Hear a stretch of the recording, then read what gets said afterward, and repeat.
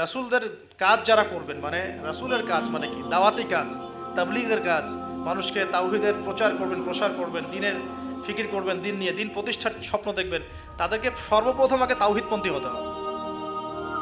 তাওহীদপন্থী মানে এই ভেজাল তাওহীদপন্থী না, এই তাওহীদ না যে আমি তাগুতও মানি আবার ইয়াও মানি, মানে ইসলামও মানি, আমি তাগুতও মানি, আমি কুফরও মানি, আমি সুদও মানি, হ্যাঁ আমি দলীয় বিভাজনও মানি, আমি কি বলবো যে ব্যক্তি পূজাও করি, আমি শায়েখ পূজাও করি, আমি সবই করি, আবার তাওহীদও আছে। মানে এইরকম গোলালো মার্কা তাওহীদের কোনো কাজ নাই বাংলাদেশে। যদি বাংলাদেশে আমরা ইসলাম নিয়ে বড় স্বপ্ন দেখি, তাহলে আগে তাওহীদের ডেফিনেশন শিখতে হবে। তাওহীদ কাকে বলে? লা ইলাহা ইল্লাল্লাহ মানে আল্লাহ ছাড়া কিছুই নাই, এই কথা স্পষ্ট করে আমাদের বলার মতো সৎসাহস থাকা উচিত এবং বলার মতো যোগ্যতা থাকা উচিত। মানুষকে বোঝানোর ক্ষমতা থাকা উচিত যে লা ইলাহা ইল্লাল্লাহ মানে কি। মানে আমি কালিমা পড়েছি, এদিকে আমি কবরও সেজদা করব। আমি কালিমা পড়েছি লা ইলাহা ইল্লাল্লাহ, এখন আমি কি মানে মৃত মানুষের কাছে পূজা করতে পারি? আমি কি লা ইলাহা ইল্লাল্লাহ বলার পরে আল্লাহ পাক ছাড়া অন্য কারো বিধানের সামনে দাসত্ব করতে পারি?